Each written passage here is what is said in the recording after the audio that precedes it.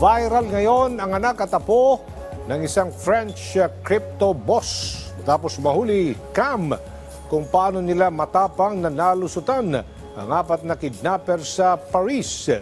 Samantala, bilang ng biktima ng drug overdose sa Amerika, bumaba umano ayon yan sa Centers for Disease Control and Prevention. Alamin sa sentro ng balita ni Joyce Salamatin. Nanawagan ng karagdagang seguridad ang isang French cryptocurrency platform sa kanilang sektor kasunod ng tangkang pagdukot sa apo ng kanilang CEO sa Paris. Sa video, kita kung paano salakayin ng apat na armadong lalaki ang biktima sa 11th District. Tinangka silang ipasok sa van pero matapang na nakalaban ang babae kung saan nahulog pa ang baril ng isa sa mga suspect.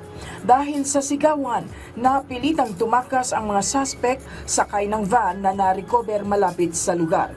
Ito na ang ikatlong insidente ng karahasan laban sa mga crypto traders sa France. Matatandaan na nito ring buwan dinukot ang crypto millionaire na si David Ballant kung saan pinutulan siya ng daliri ng mga suspect.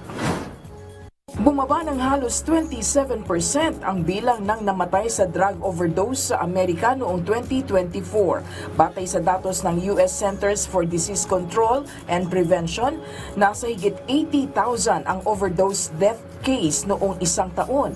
Mas mababa ito kumpara sa higit 110,000 noong 2023. Anila, ito na ang pinakamalaking pagsadsad ng kaso mula noong 2019. Gayunpaman, nananatili pa rin pinakamalaking sanhi ng overdose death sa US ang fentanyl kahit bumaba ito sa 37% noong nakaraang taon.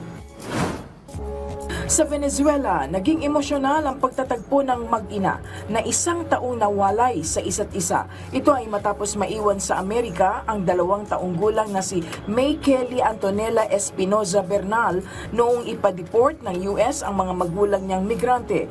Mismong si Venezuelan First Lady Cilia Flores ang sumalubong sa deported kid, habang kasama naman ni President Nicolas Maduro ang magulang ng bata. Naganap ang nasabing pagtatagpo sa Venezuela Palace na nasaksihan ng mga opisyal at maging ng publiko. Nagpaabot naman ng pasasalamat si President Maduro kay US President Donald Trump sa agarang aksyon nito na mapauwi at makapiling ng bata ang kanyang pamilya. Joyce Salamatin para sa Pambansang TV sa Bagong Pilipinas.